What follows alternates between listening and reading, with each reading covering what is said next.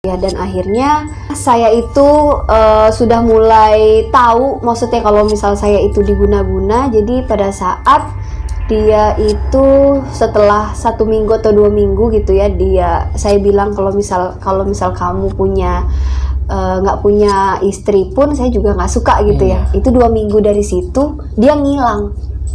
Benar-benar hilang jejaknya gitu. Nggak ada kabar sama sekali.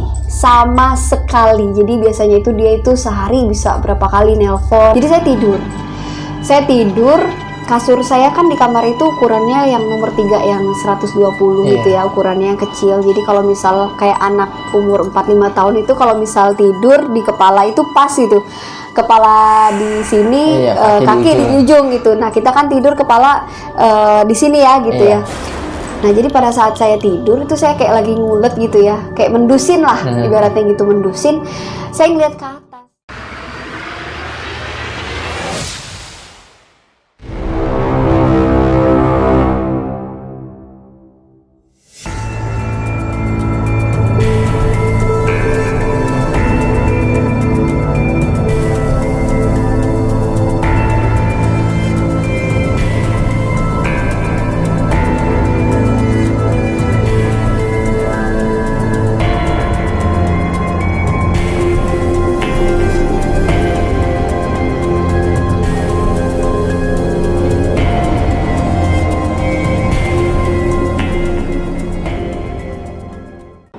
Assalamualaikum warahmatullahi wabarakatuh. Balik lagi sama gue Aris. Nah di video kali ini atau di segmen kali ini nih, gue lagi berada di studionya dari channel Rahayu Fajri.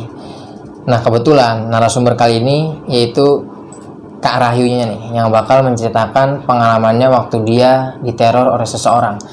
Seperti apa ceritanya nanti langsung aja nih Kak Rahayunya yang bakal menceritakan. Nah sebelum kalau ceritanya, gue mau ngucapin terima kasih banyak nih buat semua teman-teman yang udah dukung Dimensi Mistik sampai saat ini, yang udah subscribe, like, komen, dan share. Terima kasih banyak. Semoga teman-teman selalu dalam lindungan Allah Subhanahu Wa Taala. Nah buat teman-teman yang punya pengalaman mistis, baik itu mistis di pendakian atau mistis di luar pendakian, teman-teman bisa banget nih langsung aja DM ke Instagram @dimensimistik atau bisa melalui email. Nanti linknya bakal aku cantumin semua di kolom deskripsi. Ya udah nih, langsung aja kita sapa Kak Rahayunya. Assalamualaikum Kak Rahayu. Waalaikumsalam Mas Aris. Kabar sehat Kak? Alhamdulillah. Sekali lagi makasih banyak nih Kak udah dikasih kesempatan buat numpang ngetek lah di studionya ini. Iya sama-sama. Kak Rahayu punya pengalaman pernah dipelet gitu ya Kak? Iya betul. Kalau bisa dikasih tahu kisi-kisinya kayak gimana nih Kak? Jadi waktu itu saya berumur kurang lebih 19 tahun atau 20 gitu, saya lupa tepatnya. Dan waktu itu saya ini penyanyi Mas Haris. Nah jadi yang suka sama saya itu kebetulan laki-laki yang udah punya istri. Nah pas saat dia bilang kalau dia itu suka sama saya dan mau menginginkan, maksudnya saya tuh mau dijadiin istri kedua, otomatis saya nggak mau dong ya kan. Dan akhirnya disitulah mungkin dia sakit hati atau gimana. Akhirnya nggak terima. Iya dia nggak terima, terus saya diguna-guna kayak gitu. Ditahan dulu nggak cerita. Oke. Sebelum ceritanya lagi-lagi gue mau ngingetin nih buat semua teman-teman untuk terus dukung channel kami dengan cara subscribe, like, komen, dan share. Jangan lupa juga diaktifkan juga tuh tombol loncengnya agar semua teman-teman selalu dapat notifikasi setiap Dimensi Mistik upload video terbaru. Oh iya, Kak Rahayu Fajri ini seorang konten kreator, punya channelnya. Nama channelnya apa nih Kak? Rahayu Fajri. Nama channelnya Rahayu Fajri. Iya. Itu isinya sama misteri cerita juga. Mistis ya. Nah nanti teman-teman habis nonton video ini langsung nih mampir ke channelnya Kak Rahayu Fajri. Jangan lupa di subscribe, like, komen, dan share. Nonton videonya. Ya udah nggak usah berlama-lama, langsung aja kita petik ceritanya.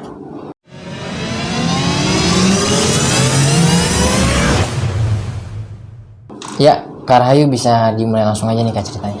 Oke. Sebelumnya, Assalamualaikum warahmatullahi wabarakatuh. Waalaikumsalam warahmatullahi wabarakatuh. Perkenalkan, nama saya Rahayu Fajri. Jadi, saya mau mengucapkan terima kasih nih udah dikasih kesempatan buat berbagi kisah di channel Dimensi Mistik. Pada malam hari ini, saya akan menceritakan pengalaman pribadi saya.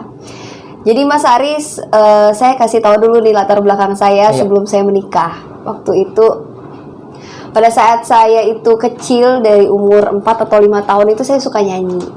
Nah jadi memang dari keluarga saya juga pada suka musik gitu ya. Dan akhirnya darah seni itu mengalir lah nih di saya. Dan kedua orang tua saya itu apa ya, pengen saya itu jadi penyanyi lah kayak gitu. Dan akhirnya pada saat saya umur kurang lebih 7 atau 8 tahun gitu ya, saya tuh sering ikut lomba nyanyi kayak gitu-gitu ya, dari sekolah atau di luar sekolah, dan memang sering juara 1 gitu.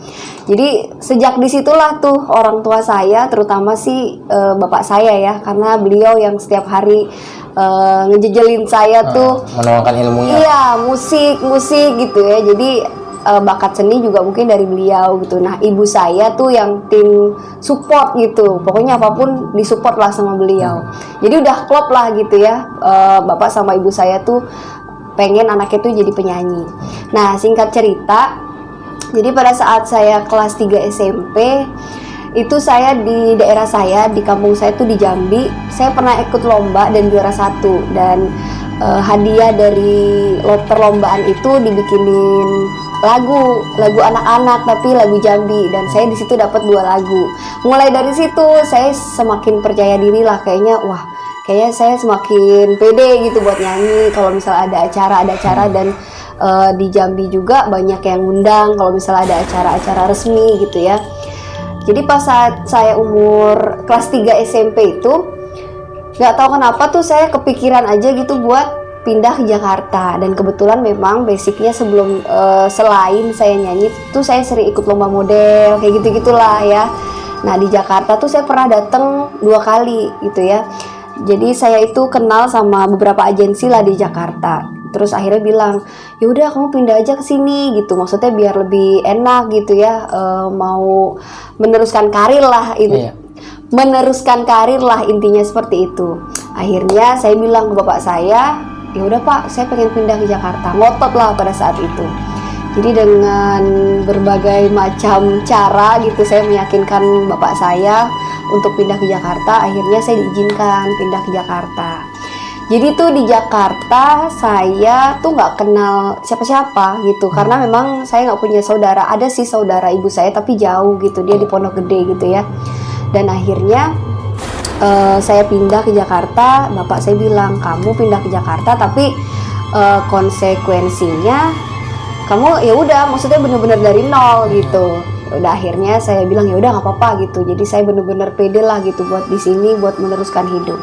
Nah, terus akhirnya singkat cerita saya itu dari kelas 3 SMP itu ya udah saya dikenalin sama pemilik organ tunggal gitu, maksudnya apa ya namanya, pemimpin gitu ya, bisa dikatakan. Iya, diajakin nyanyi, diajakin latihan gitu. Mulai dari situ nih Mas Aris, saya tuh sering setiap minggu diajakin nyanyi dari panggung ke panggung, basicnya nyanyi dangdut ya. Terus sampai saya selesai sekolah gitu ya. Jadi pada saat saya selesai sekolah, saya nggak pengen kuliah. Saya pikir ya udahlah, saya mau cari uang gitu ya. Saya pengen ngebahagiain kedua orang tua saya, pengen ngebuktiin juga kalau saya tuh bisa gitu ya, bertahan di Jakarta. Maksudnya dengan cara saya nyanyi, atau sebelumnya tuh saya juga sempat syuting segala macam lah gitu. Nah, jadi pada saat saya selesai sekolah, umur saya itu kurang lebih pada saat itu ya tuh 18 tahun kalau nggak salah, atau mau 19 tahun, saya lupa lah. Intinya sebelum saya menikah kurang lebih 2 tahun. Nah, saya kan nikah umur 21, jadi mungkin itu kejadiannya saya berumur 19 tahun. Nah, pada saat saya nyanyi, saya lumayan dikenal lah di daerah saya itu. Dan setiap minggu memang job saya tuh hampir terisi penuh. Full lah ya? Iya, dari Kamis, Jumat, Sabtu. Bahkan kalau misalnya ada acara kantor di hari biasa, saya juga sering diajak gitu. Jadi pada saat saya nyanyi, di hari Sabtu atau Minggu saya lupa, itu saya nyanyi dengan tim yang biasa gitu yang ngajak saya nyanyi. Nah, di situ jadi mungkin ada yang lihat saya nih. Pada saat ada yang lihat saya, terus si bapak-bapak ini kita sebut saja namanya Pak Ferdi. Nah, umurnya juga sebenarnya sih nggak terlalu tua banget sih Mas. Pada saat itu mungkin kurang lebih 35 atau ya belum 40 tahun lah gitu ya. Nah, jadi pada saat dia ngeliat saya nyanyi, itu saya langsung disamperin di belakang panggung. Terus dia langsung ngasih kartu nama gitu. Kenalan gitu ya. Terus teman saya juga bilang, oh kalau Pak Ferdi ini salah satu pemilik orkes yang lumayan besar nih di daerah tempat saya nyanyi itu gitu ya. Terus saya bilang, oh dengan senang hati. Jadi maksudnya jadi saya nambah pekerjaan lagi nih kalau misal kenal sama beliau gitu. Jadi saya bener-bener nggak kepikiran apa-apa gitu ya. Jadi dia ngasih kartu nama, terus dia bilang nanti nomor saya kamu simpen ya gitu ya. Terus nanti kamu SMS saya gitu. Terus saya bilang, oh iya Pak gitu. Nah setelah pulang dari situ itu bener-bener dia langsung nelpon. Jadi saya SMS ya, waktu itu SMS belum ada WhatsApp. Pak ini nomor saya Ayu gitu, di save ya, kalau misal ada job boleh diajak kayak gitu. Biasalah kalau penyanyi kan emang kayak gitu ya. Nah terus dia langsung telepon, kamu pokoknya nanya-nanya lah gitu ya. Dan saya juga di situ masih belum kepikiran kalau misal dia tuh suka sama saya gitu.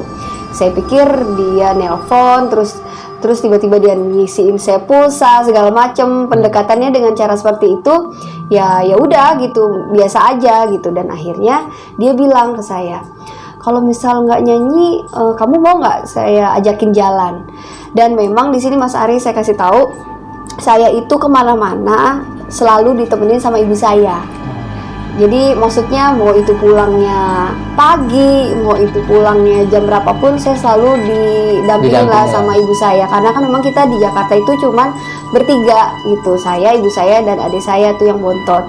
Bapak saya masih di Jambi gitu.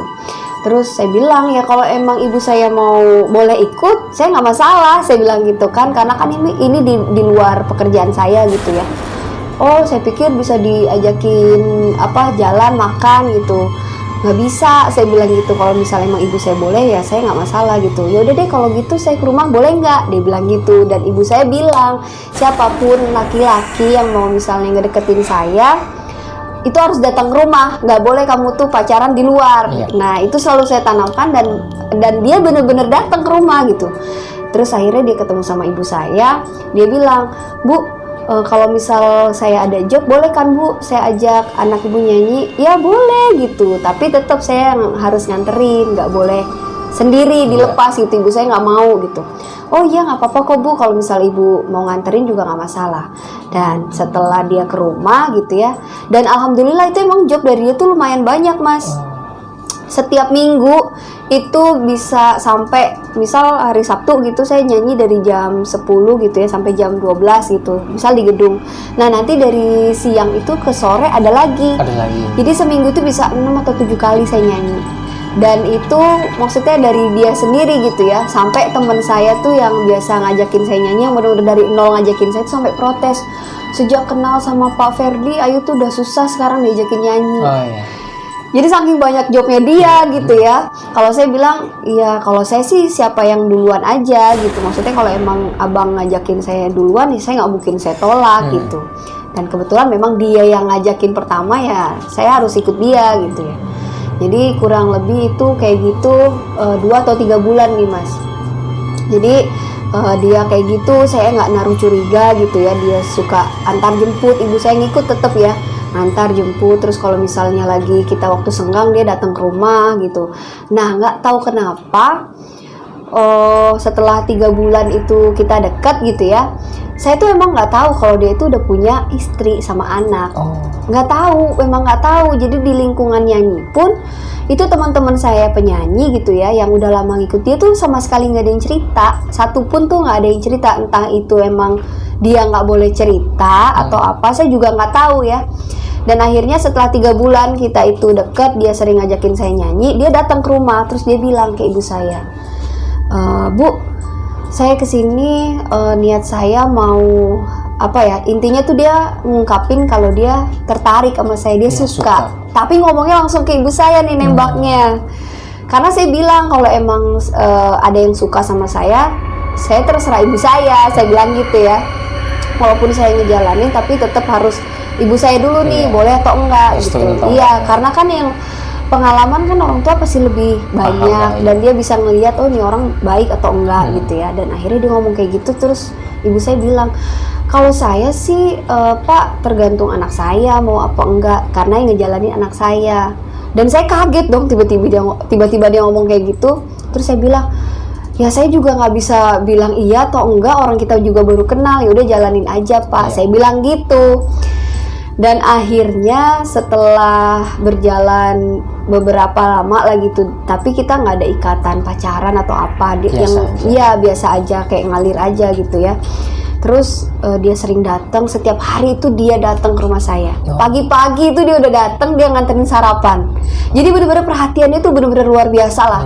Kalau saya lihat tuh bener-bener nih orang serius gitu ya. Dia datang setiap pagi nganterin sarapan. Terus kalau misal saya ada kegiatan apa gitu, dia suka nganterin gitu. Nah, jadi pada suatu hari, jadi ada anak salah satu kru dari grup musiknya dia, itu mungkin keceplosan ya, saya nggak tahu juga, bilang kalau misalnya Pak Ferdi ini sudah punya istri dan anak. Jadi pada saat itu kita lagi nyanyi, saya lagi nyanyi gitu ya, dia bilang, lo itu kan kemarin istrinya Pak Ferdi. Jadi dia keceplosan gitu. Keceplosan tiba-tiba gitu. Iya, dan saya penasaran gitu, saya nanya, istrinya Pak Ferdi lo, bukannya dia masih bujang? Saya bilang gitu ya. Terus mereka tuh kayak orang ketakutan gitu. Dan akhirnya mereka cerita, iya yuk maaf gitu, emang sih sebenarnya Pak Ferdi itu udah punya istri dan anaknya juga udah 4 gitu. Di situ saya kaget, bener-bener kaget. Berarti saya selama ini tuh ngerasa dibohongin gitu ya. Dia bilang katanya dia masih single, bla bla bla lah gitu ya. Dan di sini juga saya tegasin, saya itu sama sekali sama dia tuh nggak ada rasa apa-apa gitu. Jadi emang jujur, ngalir aja. Iya, jadi jujur gimana ya, kalau misal suka pasti kayak gimana ya, maksudnya ya saya biasa aja gitu, nggak ada perasaan suka atau apapun, itu biasa aja gitu.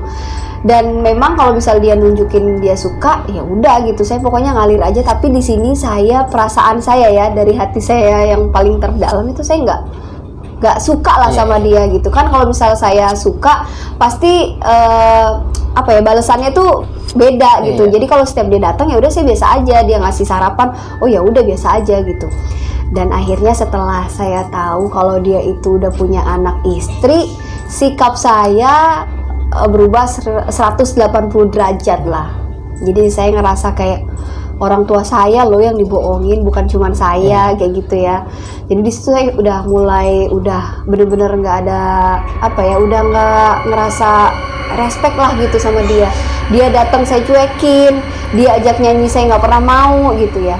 Dan dia akhirnya penasaran, kok Ayu berubah sih sikapnya sama saya gitu. Terus saya bilang, iya soalnya bapak nggak jujur sama saya. Kenapa harus bohong? Kenapa harus nutupin kalau misal bapak itu udah punya anak sama istri gitu ya. Terus dia bilang, iya soalnya saya suka sama kamu. Kalau misalnya kamu tahu, pasti kamu nggak bakalan mau sama saya. Loh iya, saya bilang gitu. Saya gini, mungkin ini ya kata-kata saya ini yang bikin dia sakit hati. Semisal bapak belum punya istri pun juga saya belum tentu mau sama bapak. Saya ngomong kayak gitu mas gitu. Jadi mungkin dia sakit hati, dia nggak terima, disitulah.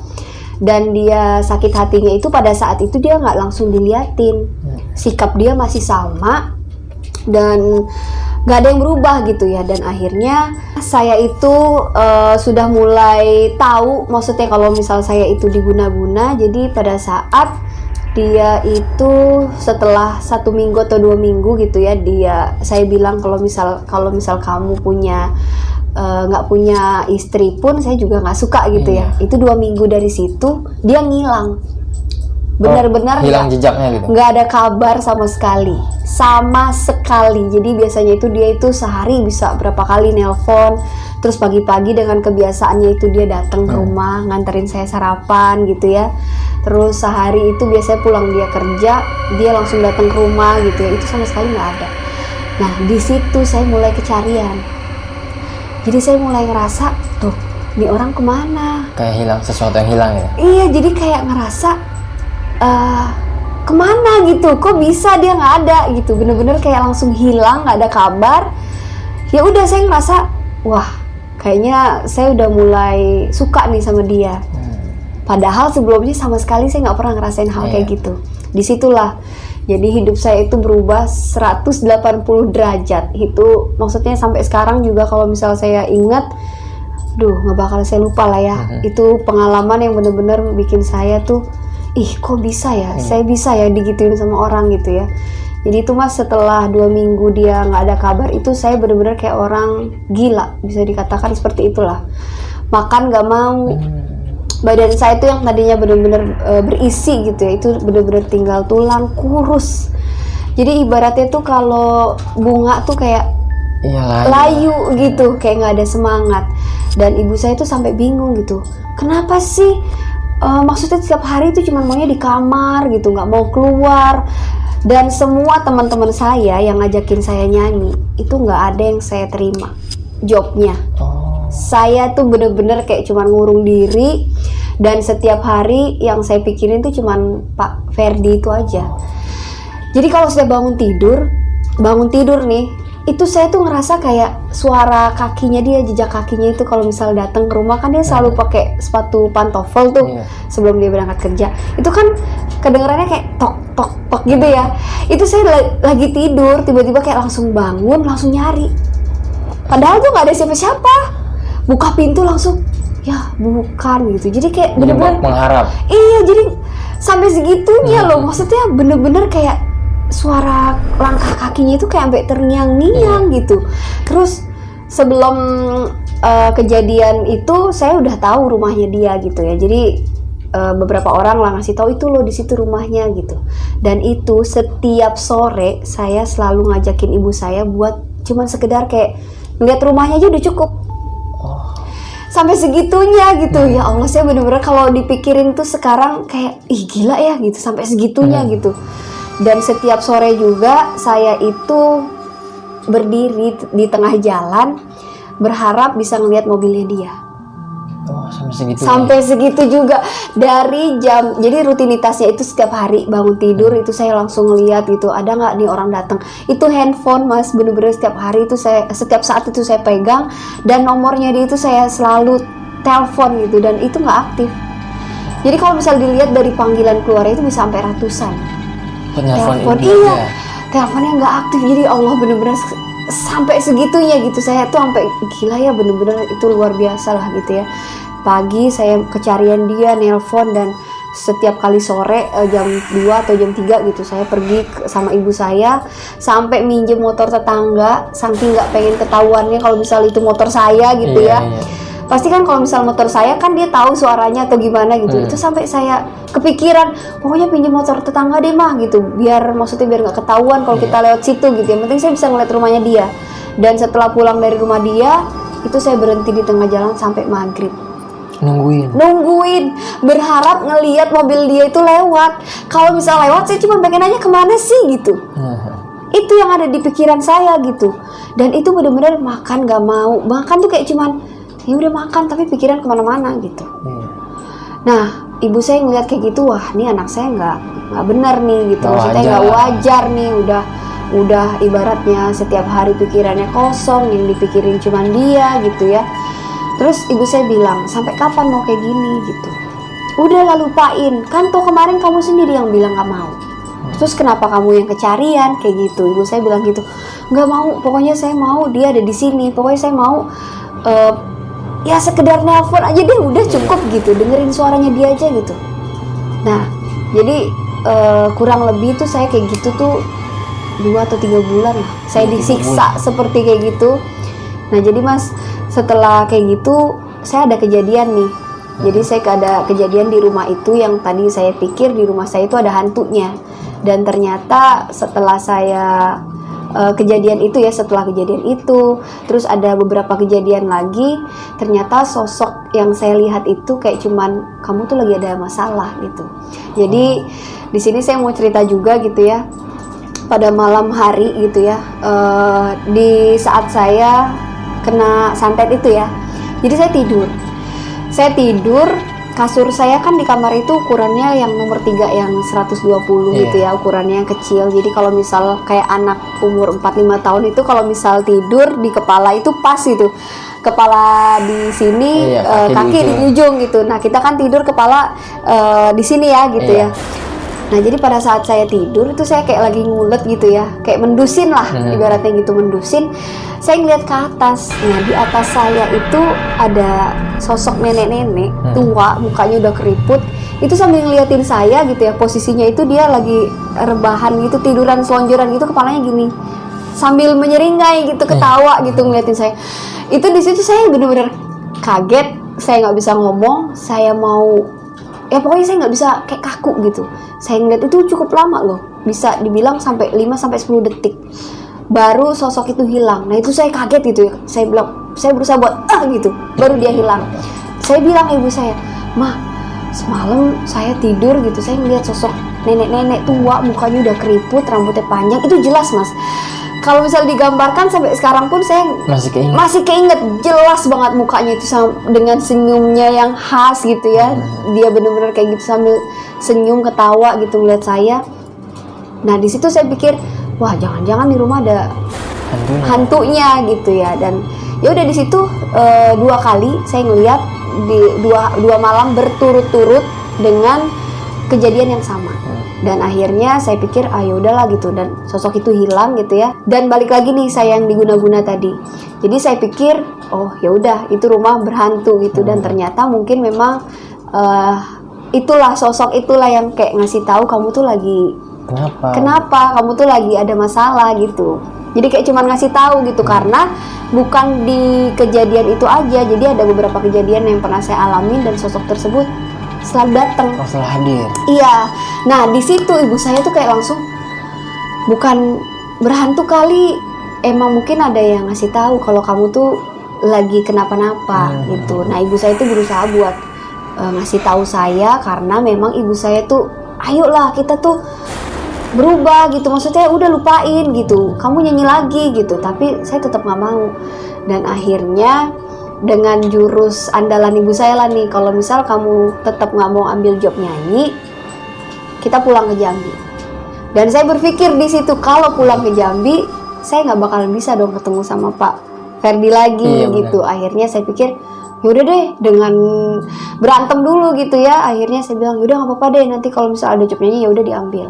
Nah singkat cerita adalah tuh job nyanyi gitu kan. Emang teman saya yang dari awal ngajakin saya nyanyi, dia bilang ayo yuk nyanyi lagi gitu.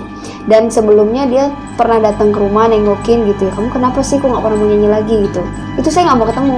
Ibu saya bilang tuh lihat aja tuh ke kamar, dia nggak mau gitu.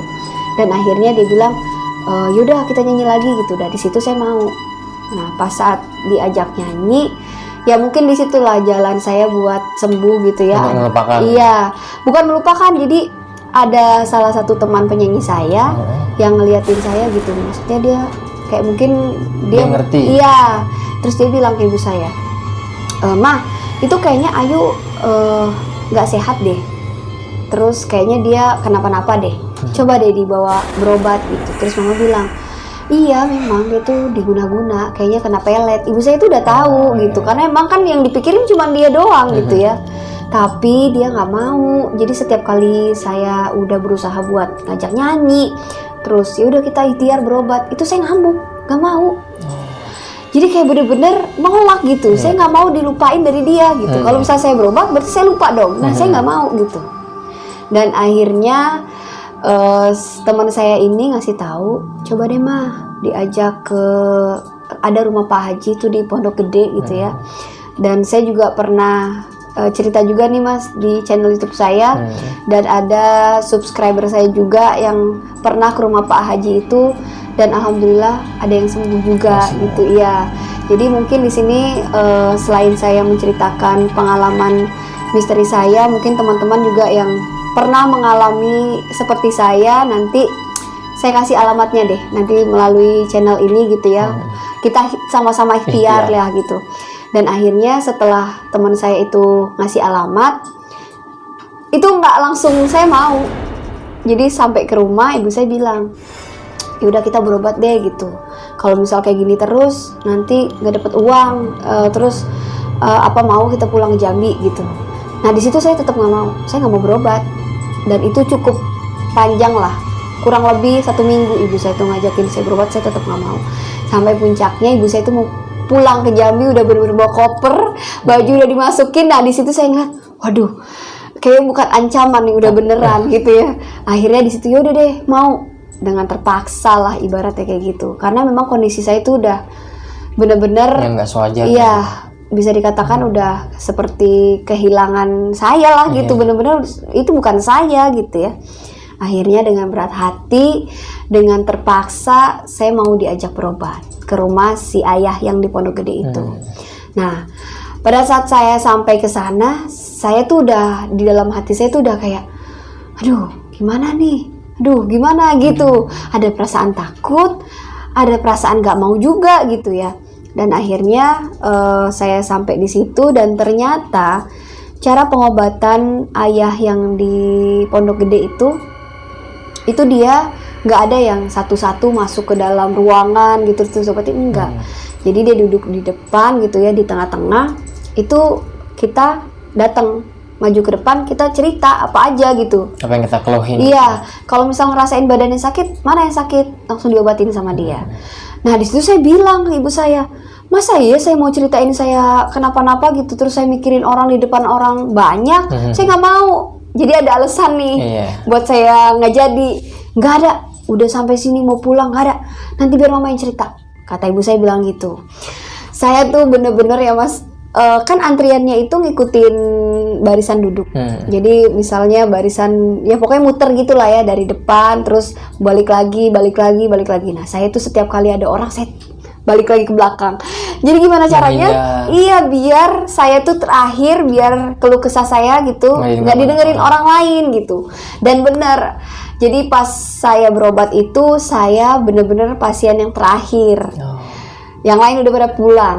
Udah tuh, saya di pojokan dipanggil sama si ayah. Itu yang lagi duduk, sini, mau berobat enggak? Kata dia gitu. Akhirnya saya maju. Itu bener-bener ya, tanpa saya pikirkan lah sebelumnya. Saya pikir saya bisa ngomong di depan ayah itu. Ternyata saya nggak bisa ngomong. Pada saat saya ngelihat dia, saya tatap mata dia, itu saya nggak bisa ngomong. Saya langsung nangis, kejer. Jadi bener-bener kayak yang, waduh, saya langsung merinding. Gimana ya? Saya nggak bisa cerita. Mulut saya kaku. Kayak bungkam lah ya. Iya, mulut saya kaku. Saya nangis. Bener-bener mencurahkan. Ibu saya juga ngeliat saya nangis, otomatis ibu saya juga nangis gitu ya. Terus si ayah itu langsung nenangin gitu. Udah, nggak usah nangis. Ayah udah tahu kok apa yang kamu alami. Udah, kamu nggak usah nangis gitu ya, kamu nggak usah cerita, saya udah tahu. Jadi disitulah saya diobatin, saya dikasih air, sama ayah itu bilang ke ibu saya, Bu, ini yang yang ngirimin santet ke anak ibu ini luar biasa lah gitu. Maksudnya dia bela-belain pulang ke kampungnya buat guna-guna saya. Jadi di situ ayah itu bilang ke ibu saya, Bu, ini yang pelet anak ibu ini bukan orang yang sembarangan. Jadi dia bilang kalau orang itu pulang ke kampungnya cuman buat pelet saya, guna-guna saya gitu ya. Terus ibu saya nanya, siapa ya orangnya? Alah, kayaknya saya nggak usah sebutin, ibu udah tahu kok gitu. Yang terakhir berhubungan aja, maksudnya yang deket sama anak ibu aja. Siapa kemarin ditolak sama anak ibu? Ya udah dia gitu. Lah ibu saya langsung, ya kita juga langsung menjurus ke ke dia gitu ya. Dia ngasih tahu ciri-cirinya, dikasih tahu orangnya kayak gini. Pasti tahu lah gitu kan. Oh iya benar sih gitu, karena memang yang dituju sama anak saya, yang diinget sama anak saya cuman dia, nggak ada lagi gitu. Dan kebetulan memang saya nggak punya pacar mas. Saya itu komitmen emang ya, maksudnya kalau misalnya emang ada yang serius ya udah kita nikah, saya nggak mau gitu yang namanya pacaran. Ya walaupun kita ibaratnya gitu komitmen gitu ya, dekat, tapi maksudnya nggak yang gimana gitu. Jadi kita udah tahu, oh berarti ya beneran dia gitu ya. Dan akhirnya alhamdulillah saya dikasih air gitu ya, air doa, terus dibuat mandi, sama si ayah itu bilang, saya inget sampai sekarang, dia bilang gini, di depan rumah ibu ada bunga melati. Terus ibu saya bilang, iya ya, persis di depan kamarnya Ayu gitu ya, ada melati. Itu ibu ambil 3 biji gitu ya, terus nanti direndam buat mandi sama buat minum. Di situ saya langsung bengong gitu, kok dia tahu ya kalau misal di depan rumah saya itu ada melati gitu ya. Karena kan saya masih agak gimana ya, maksudnya saya percaya, tapi nggak yang gimana banget gitu ya. Dan disitulah saya semakin yakin, oh berarti dia orang bisa nyembuhin saya nih gitu ya. Dan alhamdulillah mas, jadi cuman 2 kali datang saya langsung lupa dan benar-benar benci. Langsung lupa gitu aja tuh. Langsung lupa dan bener-bener langsung benci sampai sekarang. Kalau misal saya inget nih, sebenarnya kalau saya cerita tuh saya ada perasaan jijik, geli, dan bener-bener benci gitu. Jadi langsung gitu, ih astagfirullahaladzim gitu, kok gue bener-bener bisa ya sampai kayak gini gitu. Ibu saya cerita ke saya, tahu nggak dulu tuh sampai kamu tuh kayak gini gitu, sampai segitunya ya gitu. Setelah saya diobatin itu berbalik 180 derajat. Saya langsung benci, saya nggak suka gitu ya. Dan orang itu saya cari. Oh, kakak cari? Saya cari sampai ke rumahnya gitu ya. Saya datengin tapi nggak ketemu. Maksudnya saya pengen tanya, maksudnya maunya apa sih gitu sampai bikin saya sengsara kayak gini. Maksudnya kalau emang saya nggak terima gitu ya, ya udah gitu ya. Mungkin ya itu tadi balik lagi. Memang lidah itu nggak bertulang. Kita ngomong sama seseorang gitu, mungkin saja kita ngomong ya biasa aja, tapi ternyata itulah yang bikin beda, gitu. dia sakit hati. Nah, mungkin di sini saya juga mau cerita. Bagaimana cara cowok itu kok bisa melet saya gitu ya. Jadi setelah saya flashback gitu ya Mas, dia itu medianya dari foto dan rambut. Oh gitu. Jadi dikasih tahu saya 3 gitu, tapi satu lagi saya lupa. Saya nggak tahu apa gitu ya. Yang jelas yang saya ingat yang dia ambil dari saya itu foto dan rambut. Jadi pada saat dia minta foto ke saya, itu dia bilangnya gini, yuk boleh nggak pinjam foto kamu? Buat apa? Saya bilang gitu. Jadi saya mau bikin banner di setiap kali manggung gitu ya. Nanti ada foto saya sama nama grup orkesnya dia gitu ya. Nah saya mau percaya aja gitu. Oh ya udah boleh kok gitu ya. Dan di situ ternyata foto saya digunakan buat, digunakan buat melet saya. Yang kedua dari rambut. Setelah saya ingat, jadi setiap pagi kan dia datang tuh Mas ke rumah saya. Nah di situ dia bilang ke ibu saya, "Mah, pinjam sisir dong." Dia kan manggil ibu saya itu mama. Pinjam sisir dong gitu. Tadi saya belum sempat nyisir nih di rumah gitu. Oh, alasannya gitu. Iya, terus oh iya boleh nanti ambil sisir di kamar Ayu deh gitu. Karena kan yang nyisir kan ya cuman saya sama ibu saya. Nah, maksudnya ibu saya juga dia bilang sisir yang itu aja mah punya si Ayu aja gitu kan. Oh ya udah nanti Bu saya ambilin gitu. Nah, mungkin di situlah dia ngambil bekas rambut saya yang ada di sisir. Dan kebetulan saya itu nggak pernah bisa pakai sisir yang kalau kayak sisir kan ada tuh yang tipis. Tahu nggak sih sisir serut gitu? Iya, saya nggak bisa pakai sisir tuh. Saya bisanya pakai sisir yang sisir bulat yang kalau misal kita nyisir tuh rambut tuh masih ada sisa di situ. Tahu ya? Nah, jadi saya pakai sisir itu, ya mungkin disitulah dia ngambil rambut saya. Dan sebenarnya Mas, saya itu sudah pernah ngelihat gumpalan rambut saya itu di dalam plastik hitam. Bodohnya saya tuh nggak kepikiran gitu. Nggak berpikir macam-macam lah. Iya, saya nggak kepikiran macam-macam. Jadi udah pernah ketahuan pada saat dia ngajakin saya itu, nggak ngajakin. Jadi kita ada job nyanyi. Saya dijemput sama dia dan kebetulan ibu saya nggak nganter karena emang udah percayalah sama dia. Yang penting kamu antar anak saya dan kamu jemput anak saya, ya udah gitu.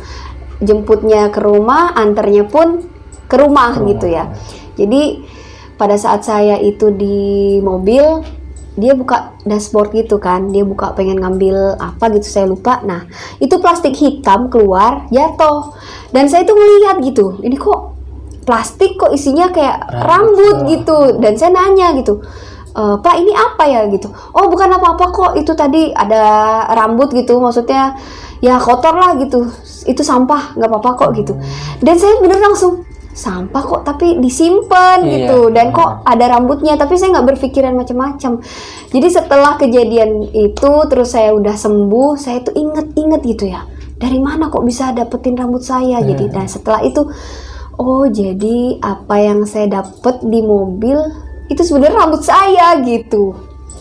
Dia berkilah kalau itu misalnya sampah gitu ya. Jadi disitulah setelah itu dia ya ibaratnya nembak gitu ya, terus saya tolak. Jadi dia tuh udah kayak gue udah ada nih ancang-ancang gitu. Jadi sebenarnya sih niatnya udah nggak baik sih. Kalau saya lihat dari awal pertemuan gitu, kalau emang dia laki-laki yang baik-baik nggak mungkin sampai segitunya. Ngebohongin lah gitu. Iya, pertama dia ngebohongin, yang kedua dia pakai jalur yang salah lah betul. gitu. Kalau misal saya nolak ya udah gitu, terima aja gitu. Dan balik lagi sih, memang setiap ucapan itu memang yang menurut kita baik dan nggak melukai hati orang lain, ternyata penyampaiannya gitu ya sampai ke orang itu, Betul. oh lo ternyata sombong ya, lo ternyata nggak nolak gue gitu ya, ya udah gitu, sakit hati lah di situ.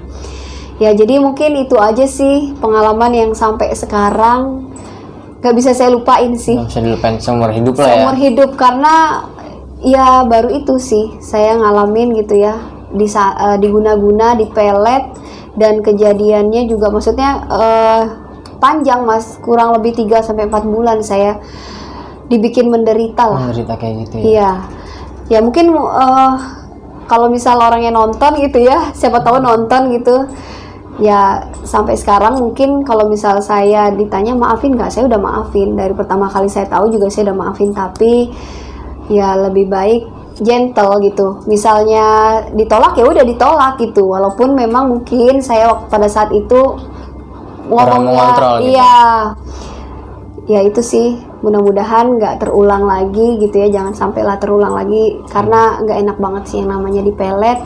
Kita suka sama orang yang tadinya kita nggak suka, itu sakit banget sih sebenarnya, sakit banget sih itu.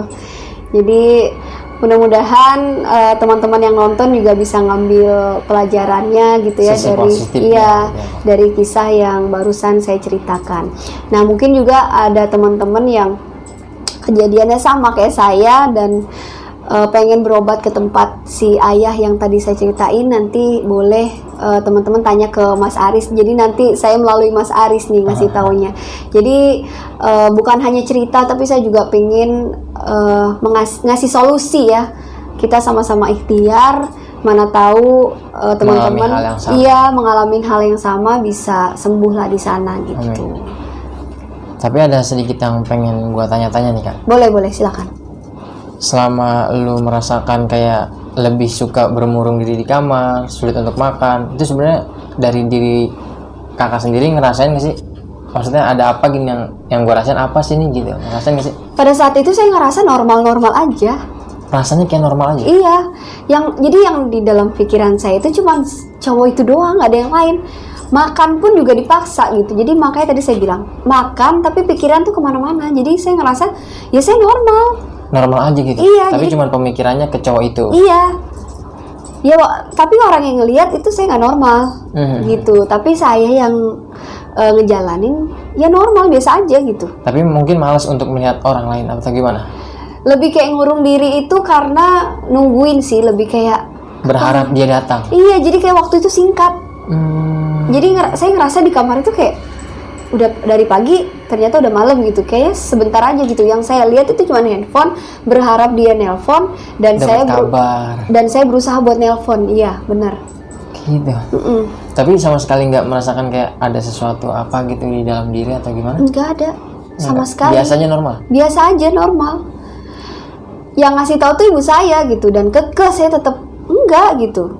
Yang saya mau cuma dia gitu. Jadi itu bener-bener itulah ya, maksudnya yang dibilang sama si ayah tadi, saking kuatnya mungkin mas, kalau misal saya nggak diobatin ya mungkin saya bisa Iya bisa. jalan Gila. Iya mungkin ya jalan gitu, maksudnya di pinggir jalan tanpa Sepengetahuan orang tua. Iya. Tiba-tiba keluar gitu, kayak gitu saking kuatnya. Tapi sama sekali nggak merasakan kalau di tubuhnya ini ada makhluk atau apa gitu. Nggak ada, sama Paling yang sekali. cuma nenek-nenek tadi itu Nah aja. itu jadi di setiap saya ada masalah gitu, dan itu pertama kali saya ngelihat sosok tersebut. Heeh. Jadi disitulah mungkin dia tuh ngasih tahu kalau kamu tuh lagi ada masalah gitu. Oh jadi ngasih tahu nenek-nenek ini. Iya, jadi yang saya tanggap ya, karena setelah kejadian itu saya ada kejadian yang lain, tapi maksudnya bukan di pelet gitu ya. Jadi saya pernah tinggal di rumah itu kontrakan, tapi di rumah itu tuh serem, banyak penunggunya lah. Nah di situ dia muncul lagi gitu, sampai 3-4 kali, dan anak saya juga pernah ngelihat sosok tersebut beberapa kali. Dia bilang, kok itu bunda ada nenek-nenek kecil Oh, Dan saya rasa mungkin sampai sekarang gitu ya, walaupun saya nggak ngeliat dia ada gitu. ada terus ngikutin. Iya, jadi disitulah saya tarik kesimpulan. Jadi pada saat itu tuh sebenarnya bukan rumahnya yang ada hantu, tapi memang sosok tersebut lah yang pengen ngasih tahu kalau kamu tuh Lagi ada ada masalah, kamu tuh kenapa-napa gitu. Oh, masih ada segi positifnya lah ya. Iya. Masih tahu kalau kakak ini lagi kenapa-napa gitu. Kayaknya gimana ya kak, cerita dari Kak Rahayu ini bisa banget kita ambil pelajarannya gitu ya Kak? Iya benar. Jadi jangan sampai di kemudian hari nih masih ada nih, udah zaman sekarang gitu masih cowok nih ngelakuin hal-hal kayak diguna-guna, betul. kayak yang kayu alamin gitu ya. Bener, jangan sampai sih. Dan maksudnya gini, kalau misal ditolak ya udah gitu. Terima aja, Terima dengan aja. lapang dada gitu. Karena kan toh saya juga nolak karena ada alasan. Maksud tertentu. Iya, karena beliau ini udah punya anak dan istri, dan saya nggak mungkin mau gitu dijadiin istri kedua. Ya walaupun beliau ini orang ada gitu, maksudnya hartanya banyak, kaya lah bisa ditaruh, tapi tetap aja saya nggak mau gitu. Jadi mungkin beliau sakit hati, Nggak terima nggak gitu ya, nggak terima dengan ucapan Kak Ayu Iya, itu. dan berharap saya itu bisa